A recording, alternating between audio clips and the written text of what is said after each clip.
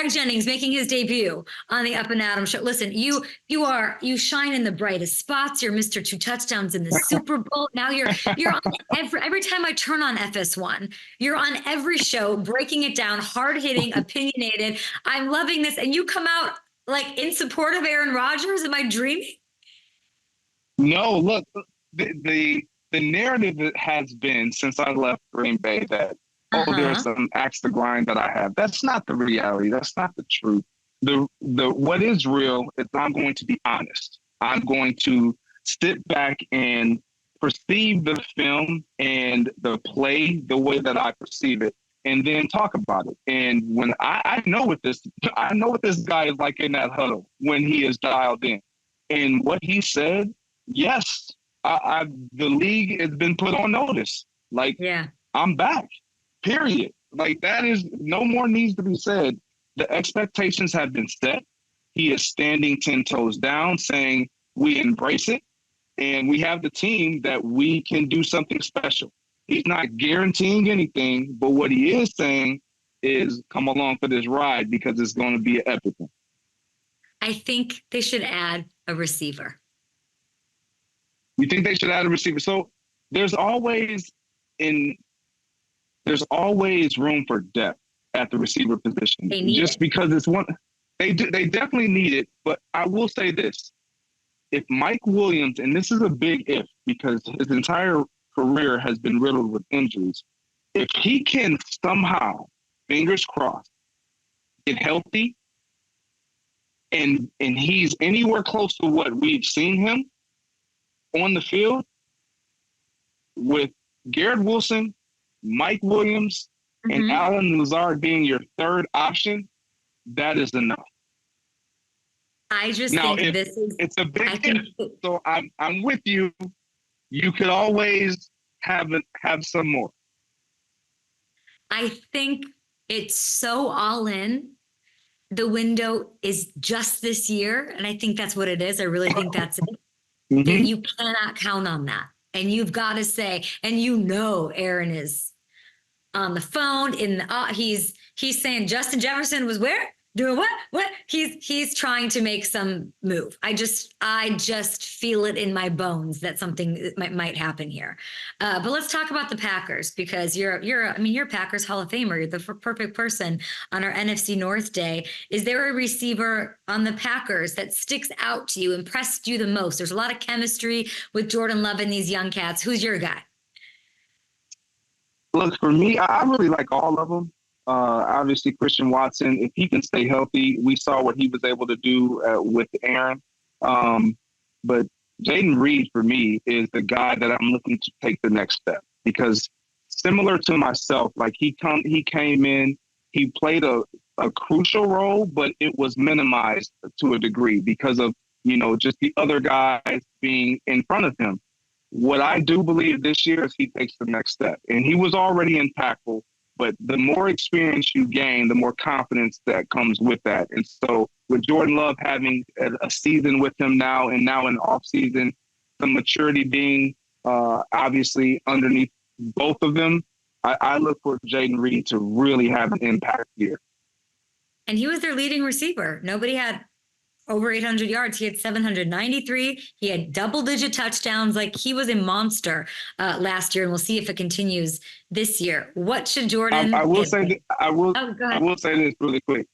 Romeo Doubs, the way that he finished the season, he probably has the most upside, in my opinion, because he's unique. He can play any position. You can move him anywhere. He's kind of the more durable one, if you will. So Romeo Doubs, I like the way he ended the season on a high note, eliminated the drops, made tons of huge plays for Jordan in that offense. So did Aaron Jones. He's no longer there. And now it comes down to the sample size of this amazing thing that happened down the stretch, this chemistry, this momentum. And you look at what these dudes are getting paid at the quarterback spot. It's the market. It's what the market demands. What range do you feel Jordan's new deal should fall into? Oh, it's not even about what range I believe it should fall into. It's what he's going to get. And that's that 50 to 40, 45 range. Like, that's where he's going to come in. Look, it's all about what you mean and the value that you carry with the organization that you're with, or an organization really believing that you are their guy, and they will be willing to pay. What Jordan Love did last season, getting that team to the postseason, continuing to improve as a quarterback, as a leader, as the now face of that franchise, he's earning it. I'm not going to say he has earned it, but I'm not at all saying that they shouldn't pay him either. I believe he has put himself in position to where if they make that decision to make him one of those $50 million guys, he's earned that already. He's earned it already. The expectations that we had for the Green Bay Packers last year, was it playoffs? No. We didn't know what they were going to be. We knew that they had an okay roster. We knew Aaron Jones was going to do what he did and kind of assist Jordan Love in his first full starting year under the helm. However, now you have these young receivers that have experience. You have Jordan Love, who has experience. You acquire Josh Jacobs, who I think everybody is forgetting about. I love Aaron Jones. I think he did a phenomenal job, and I think he's going to be great in Minnesota. However, Josh Jacobs has something to prove. Like he feels like he should have been paid. He wasn't the way that he was hoping to be. He's going to have something to prove and something to say about the impact that he has on this offense. I think, and we had a lot of big moves. Kirk Cousins left Minnesota, but I think Aaron Jones leaving the Packers might be the most felt move of the 2024 season. We shall see.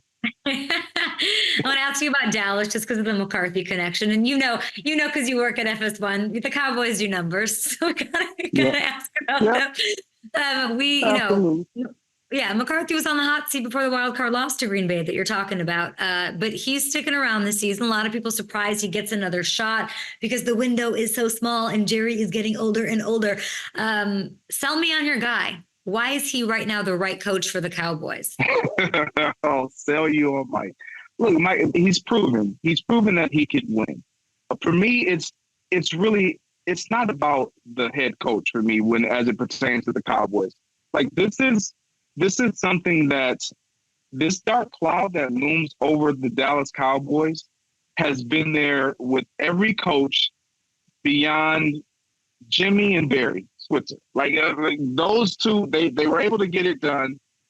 After that, no coach has had success. And they don't have a ton of turnover, but no coach has had success when it matters. And so, of course, Mike is on the hot seat. He has to get it done when it counts. Regular season, they can go undefeated in the regular season, and no one will still have the utmost confidence in who they are in the postseason because it just seems to unravel and unfold in every single season. So for me, it is about what you do in the regular season to build on what you're going to be in the postseason. Kirk, what does that mean? It unravels. It just magically doesn't work out for them. Whose fault is that?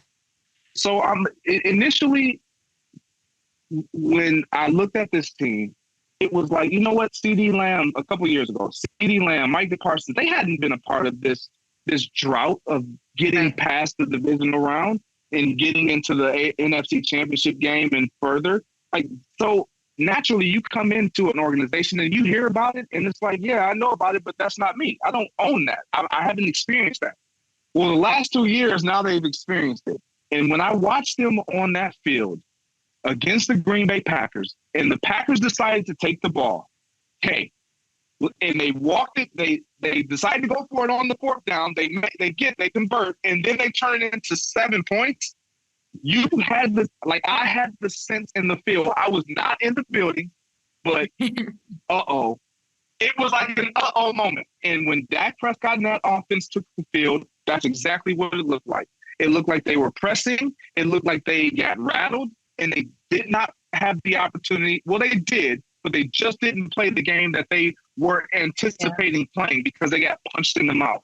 And when you get punched in the mouth in the postseason by a team that you feel like, oh, we're better than this team, it's all on you to respond, and they flat out did not respond. And that's just not on Dak. That's just not on Micah. It's not on just the stars. But when we talk about the stars, as often as we do, when we mention the Dallas Cowboys, they have to own it. Dak has to own it. CeeDee Lamb has to own it. Micah Parsons has to own it. And this year, with a healthy Trayvon Diggs, he'll have to own it. Like, that's the reality. So the players are what makes things go. I'll say this. Okay. Like, I heard you talking to Matt about the coaching situation in Eberflus. It's nothing changes in this league. The plays are copied. Things are added to. And so all the plays that we've ever seen, they have worked for some coach, one way or the other. They've all worked before, or they wouldn't be calling these plays. And so for me, that leads me to taking full ownership and accountability. That's why teams have success. When you own the fact that the play that's being called, whether offensively or defensively, is the play that we got to make work. When you buy into that, that's when things change, because the same running play that you run is the same running play that the team that you're playing is going to run. They may just word it differently. It might have different personnel. It's a mindset.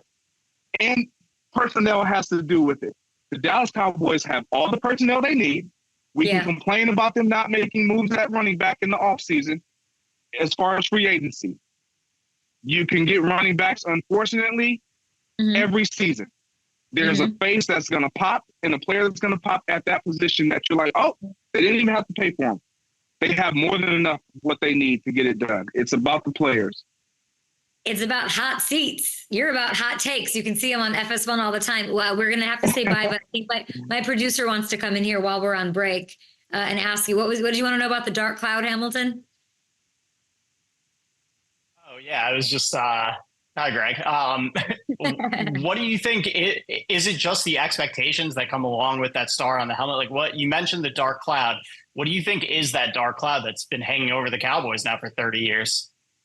It's the expectation of Jerry Jones and the idea that every season it's Super Bowl or bust. Like, every season is the season that they're going to get over this mountain and break through this wall that is just standing in front of them, at least getting to the NFC Championship game. And I think at some point, like I said, when you're young, you don't really feel the weight of that. But once you've experienced those playoff losses in the fashion of which they have experienced them, you start to feel that. I don't care who you are. You try to dismiss it, but you are on the field, and that becomes, I wouldn't even say top of mind, but it's there. It's there. It doesn't matter what this team does in the regular season. When they step on that field in the postseason, you better believe they are going to be reminded over and over all week leading up to the game of what they have yet been able to do in the postseason. And that starts to weigh on them. Church of Greg Jennings, FS1, check him out there. Of course, all over the place. Aaron Rodgers' best friend, Greg Jennings. Thanks for hanging out. Appreciate you. Great to see you come back. Are you in LA? You got to come in studio. I'm in New York. Oh, you're in New York. Hey, when I'm in New York, we got to shop it up. Promise? Absolutely. Promise. All right. I can't wait for my Bears to kick your Packers' ass twice this year. Goodbye, guys.